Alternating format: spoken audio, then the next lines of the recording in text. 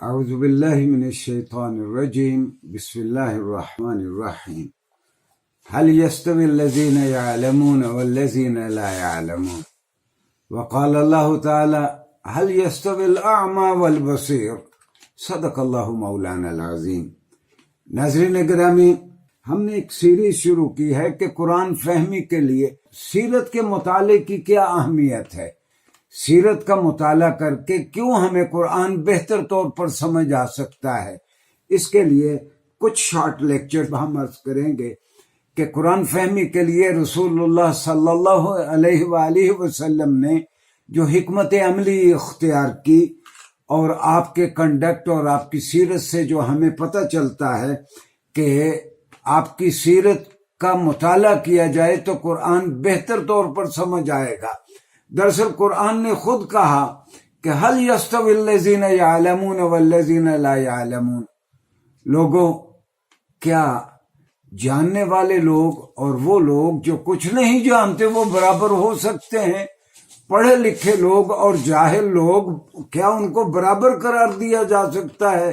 صرف یہی نہیں، پھر قرآن نے کہا کہ هل يستوي الأعمى والبصير،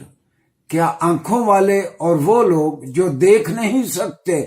کیا وہ برابر ہو سکتے ہیں؟ یہ دراصل یہ دین حنیف جو رسول اللہ صلی اللہ علیہ وسلم نے پیش فرمایا وہ تو شروع ہی اقرا سے ہوا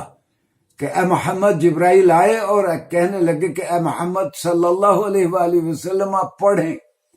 اور پھر قرآن نے کہا علم بالقلم، قرآن نے تو قلم سے سکھایا انسان کو پڑھنا لکھنا۔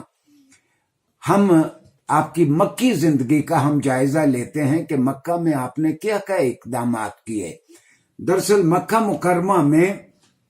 ایسا موقع نہیں تھا کہ آزادانہ انداز میں رسول اللہ صلی اللہ علیہ وسلم بڑے بڑے مکاتب یا وہ آپ کوئی ادارے قائم کر سکتے۔ وہاں زیادہ تر مکی زندگی میں رسول اللہ صلی اللہ علیہ وسلم کا جو زیادہ زور رہا وہ انفرادی تربیت پر، لوگوں کو عقائد بتانے پر، ایمانیات اور لوگوں کو اچھی عادتوں کا پابند بنانے کا، لوگوں کی تربیت کا، ایک جماعت تیار کرنے کا جو خدا شناس ہو، بندگی کو بھی سمجھتی ہو اور مقام ربوبیت کو بھی سمجھتی ہو۔ 3 بڑے ادارے تھے مکہ مکرمہ میں۔ ایک تو دار ارقم تھا، میں نے شاید پہلے بھی کہیں عرض کیا ہے کہ دار ارقم دراصل مکہ میں ایک تو قبیلہ قریش تھا جو بہت تکڑا قبیلہ تھا، ایک اور بھی بڑا زبردست قبیلہ تھا بنو مخزوم۔ اچھا، یہ ایک جوان سال آدمی ارقم نامی، انہوں نے جوانی میں اسلام قبول کر لیا، اور یہ بنی مخزوم اتنے تکڑے ضرور تھے کہ قریشی ان کے ساتھ کوئی لڑائی کرنے کے وہ متحمل نہیں تھے۔ تو رسول اللہ صلی اللہ علیہ وسلم نے دار ارقم کو وہ مرکز بنایا جہاں لوگ آ کے آپ سے دین بھی سیکھتے اور آپ ان کی تربیت بھی کرتے کہ کیئرنگ سوسائٹی اور ایک اچھا معاشرہ، اور ایک ایسا معاشرہ جس میں سارے انسان برابر ہوں، جس میں طبقات نہ ہوں۔ تو انفرادی تربیت بھی رسول اللہ صلی اللہ علیہ وسلم کرتے۔ ایک تو یہ دار ارقم تھا۔ ایک دوسرا مرکز حضرت سعید بن زید جو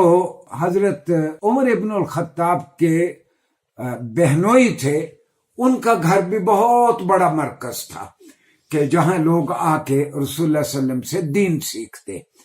اور تیسرا بڑا مرکز وہ بہت ہی مکہ کی محترم خاتون رسول اللہ صلی اللہ علیہ وسلم کی زوجہ طاہرہ حضرت خدیجہ بنت خویلد،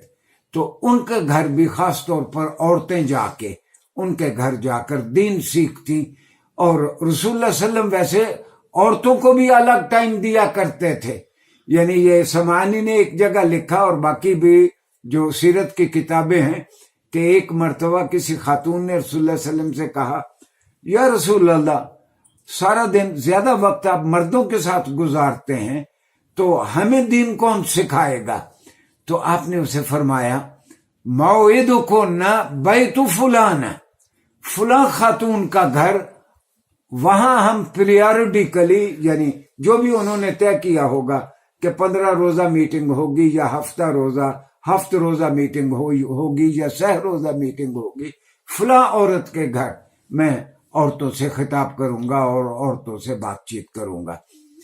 ناظرین گرامی، رسول اللہ صلی اللہ علیہ وسلم صرف ایمانیات نہیں سکھاتے تھے۔ اگر میں آج کی اصطلاحوں میں بات کروں تو رسول اللہ صلی اللہ علیہ وسلم کے ان اداروں میں لوگوں کو فارمل بھی اور انفارمل بھی ایجوکیشن دی جاتی تھی، اور بہت سارے تذکرہ نگار لکھتے ہیں جب رسول اللہ لوگوں کی تربیت کرتے تو کچھ صحابہ جو بہت پڑھے لکھے تھے